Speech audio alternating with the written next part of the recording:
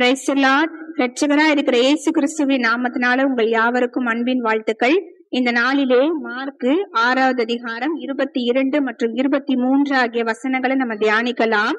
ஏரோதியாளின் குமாரத்தி சபை நடுவே வந்து நடனம் பண்ணி ஏரோதுவையும் அவனோட கூட பந்தியிருந்தவர்களையும் சந்தோஷப்படுத்தினாள்.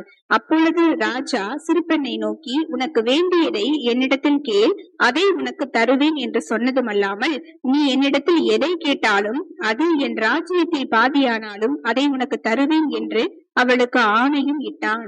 ஒரு ராஜா, ஒரு நாட்டினுடைய ராஜா தன்னுடைய பிள்ளை நடனம் பண்ணினதுல சந்தோஷப்பட்டு அவனுடைய இருதயம் சந்தோஷப்பட்டது நிமித்தமாக, என் ராஜ்யத்துல நீ எதை கேட்டாலும் தருவேன், அது என் ராஜ்யத்துல பாதியானாலும் தருவேன்னு சொல்லி சொன்னாங்கன்னா, நம்ம ஆண்டவருடைய இருதயத்தை சந்தோஷப்படுத்தும் போது, என் நாமத்தினாலே நீங்கள் எதை கேட்டாலும் அதை நான் தருவேன் என்று வாக்கு பண்ணின தேவன் நிச்சயமாக எல்லாவற்றையும் நமக்கு தர வல்லவராயிருக்கிறார்.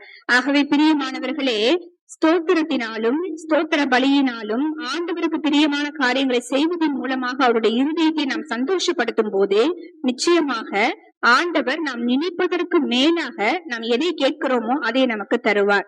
அதனால நம்ம அவருடைய இருதயத்தை சந்தோஷப்படுத்த பிரயாசப்படுவோம். கண்களை மூடி செபிப்போம். எங்களை நேசிக்கிற நல்ல ஆண்டவரே, அருமையான இந்த வேலைக்காக உண்மை நாங்கள் துதிக்கிறோம். நாங்கள் தியானித்த இந்த வார்த்தையின்படியாக ஒரு மனிதன் தன்னை சந்தோஷப்படுத்தும் போது அவன் எதையெல்லாம் செய்வான் என்று சொல்லுகிறானோ, அவன் வாக்கு பண்ணுகிறதை செய்ய அவன் பிரயாசப்படுகிறானே, அதை விட மேலான தேவன் நீங்க நிச்சயமாக எங்க வாழ்க்கையில உண்மை சந்தோஷப்படுத்தும் போது மேலான காரியங்களை செய்ய வல்லவராய் இருக்கிறீர் என்று சொல்லி நாங்க விசுவசிக்கிறோம். அப்பா, அப்படியே நாங்கள் செய்வதற்கு எங்களுக்கு பலன் தருவீராக. இயேசு கிறிஸ்துவின் நாமத்தில் ஒப்பு கொடுத்து செபிக்கிறோம் நல்ல பிதாவே, ஆமென்.